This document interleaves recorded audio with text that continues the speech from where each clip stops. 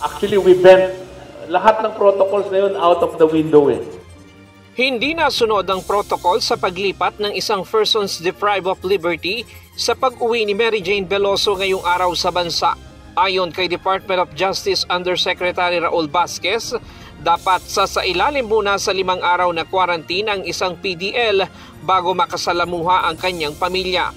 Maging ang pagdalaw sa mga bilanggo ay may oras din at limitado lamang ang bilang ng mga pamilya na maaaring dumalaw. Ngunit dahil sa humanitarian reasons, hindi na nagawa ang protocol na ito. Kasi normally, 1-2 lang dapat ang bisita.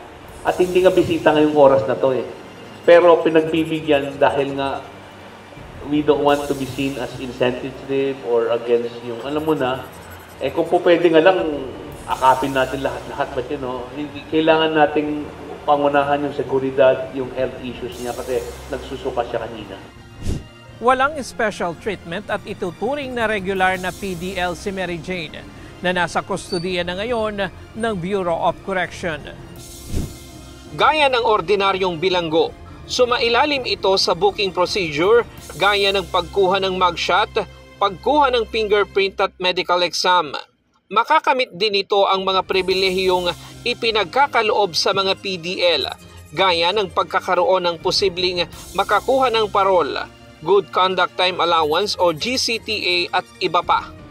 Pagkalipat na pagkalipat, siya ay subjected na at itatrato siya bilang ordinary person deprived of liberty dito sa Pilipinas ayon sa ating batas, ayon sa ating regulasyon at ating patakaran. Ayon sa DOJ, hindi ordinaryong overseas Filipino worker si Veloso dahil ito ay nakonvict ng pamahalaan ng Indonesia.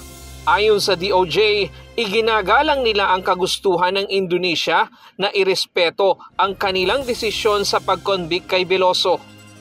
It is a transfer of a sentenced person from Indonesia to us. This is not an ordinary homecoming of an OFW. She was an OFW. Unfortunately, she was convicted by the proper courts of Indonesia, and based on the agreement that we signed with Indonesia, we have to respect their decision. And that is the essence actually of that agreement.